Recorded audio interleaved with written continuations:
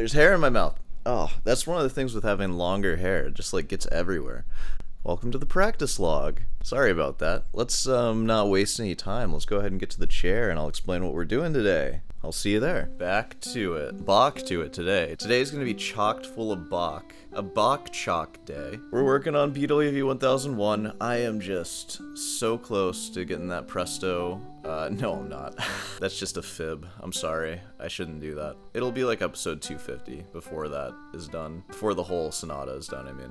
But I might feel comfortable, like, beginning to go into a new one. I think we'll be ready, because I've definitely read through everything, so it's just about memory and just getting comfortable with it all. I played the Adagio from memory last time. Don't forget. I'm there. And then the Sora Mozart variations, I haven't been neglecting it. I've been working on it like 10 minutes a day, which is like, is that enough?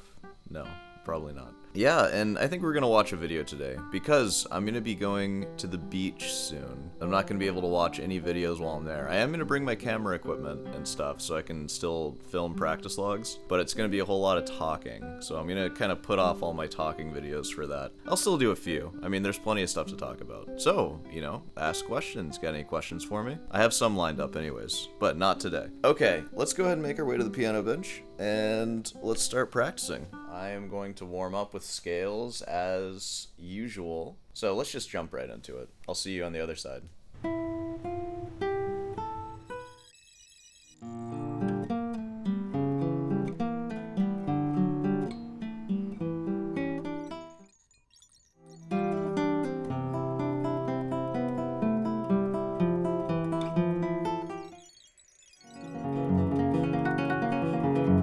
Yeah, it's time to wrap this one up. So let me bring you closer.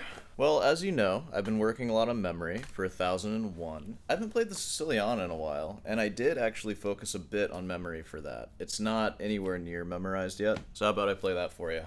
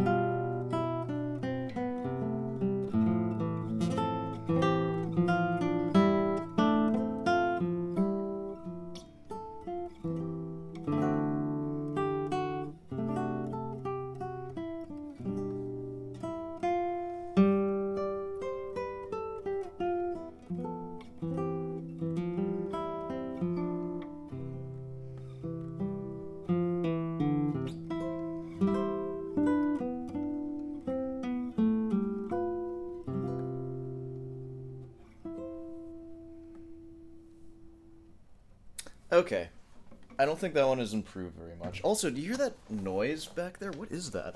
The wind is rattling my blinds, my bedroom area. It's distracting me. Yeah, that one hasn't improved very much because I haven't been working on it as much. I've been working on the other pieces. The Adagio is basically memorized, and I can play through all the Presto almost consistently. So I'm going to put a lot more time into the Siciliana going forward. That being said, let's go do something else now. I was gonna watch JB. I was really tempted to go back into that Justin Bieber documentary. We're not gonna do that though. We will at some point. There's always another practice log. But let's watch some Bach just to really... Whoa, what the heck? Cello player plays cello practice log. That's bizarre. Thank you, Rick Beato, for recommending this documentary. Thank you, Rick Beato. I actually haven't watched Rick Beato's Bach video yet. I will, though. Rick Beato's cool. Tired of wasting time and money driving to the post office? Just careening off of a cliff. I'm tired of wasting money doing that. Yeah, dude. Alright, there we go. Alright, I don't remember what was going on. It's been a little while since we watched this, actually.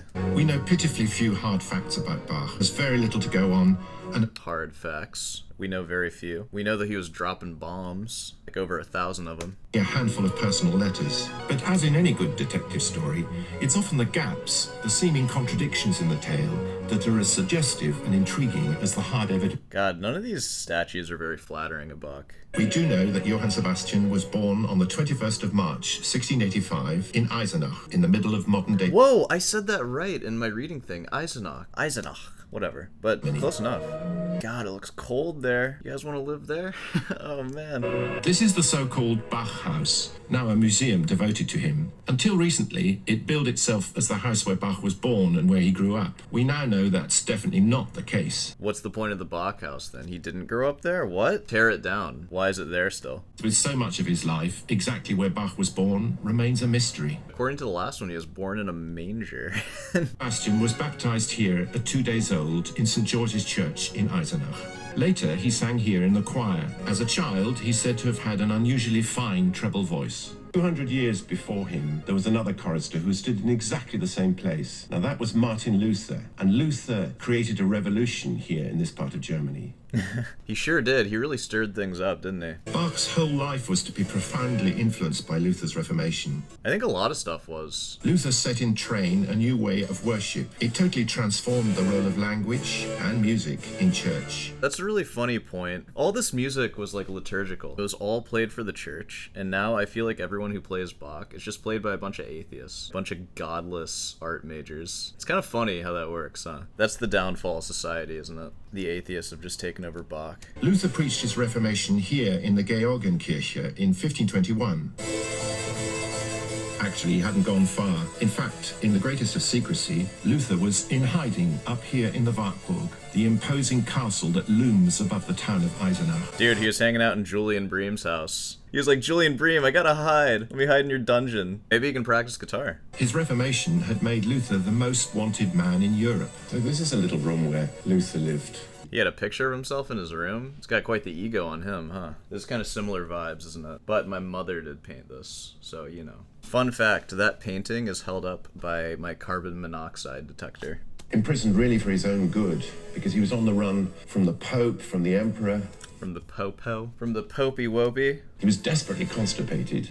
The Lord... Oh, God, I can only imagine. Were there no toilets in there? Struck me in the rear, he said. What are you talking about? Man, those old religious folk were crass, huh? And he thought that the devil was pelting him with walnuts from the ceiling. I thought he was pelting me with poop from the ceiling. And God wouldn't let me poop, and the devil was pelting me with poop. Luther decided that his best weapon to use against the devil was a gun. I don't know. Black ink. Black ink. Silver bullets! What's the best weapon to use against the devil? You're not allowed to say prayer. What's the second best thing? Post in the comments. I'm gonna say an enchanted sword would probably be the best thing. For weeks, he sat down at this desk and he wrote a translation from the Greek. I just can't stop thinking about the constipation thing. He sat down at this desk and pooped, finally.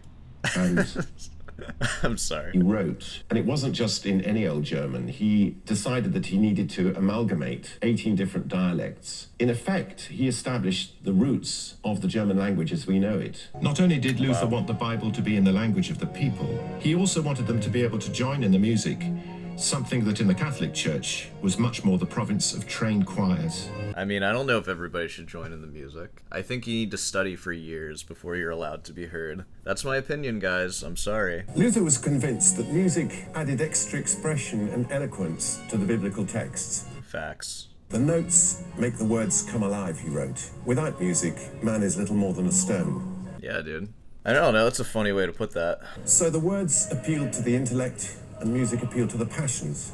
And besides, why should the devil have all the good tunes? God, that's so true. Like, when you listen to Avenged Sevenfold versus contemporary Christian music, there's a lot of good music that you can make, and you choose to make this. Like, ugh. Introduce some syncopation and some riffage, please. Introduce some blast beats, if you could. Screaming. Screaming sounds cool. I mean, we really are in, like, the dark ages of church music right now. Church music used to be so good that even godless modern-day atheist art majors play it and think it's the greatest thing ever. That's how good it was. You would never see that from modern day church music now. Like, you have to believe if you're gonna listen to contemporary Christian music, because that is the only thing it has going for it. Because the music is not gonna get you there. And I know, I've played a lot of contemporary Christian gigs. Like, a lot of them. I played every Sunday for like a few years in college. I know a lot of those songs. I probably learned like 50 or 60 of them. Man, they all suck. There wasn't a single good one. They choraled secular tunes that everybody knew, including quite earthly love songs, and then set them to new words so that the congregation could belt them out in church. That's the way to do it right there. That Luther guy knew what was up. He knew how to get people together, huh? Okay, I think this will be a good place to stop for now. We made it another 4 minutes. Did I get a little controversial today? I don't know. I feel like nothing I'm saying is that controversial. But, you know, I guess I'll find out when this video drops. So, hey everybody, how's it going? Alright, well, let's go ahead and wrap things up. I'll see you in the outro.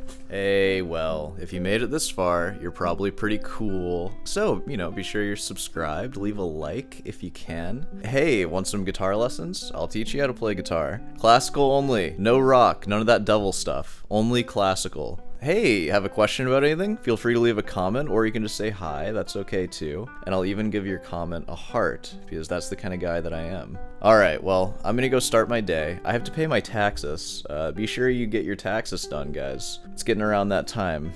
So, I'll see you tonight.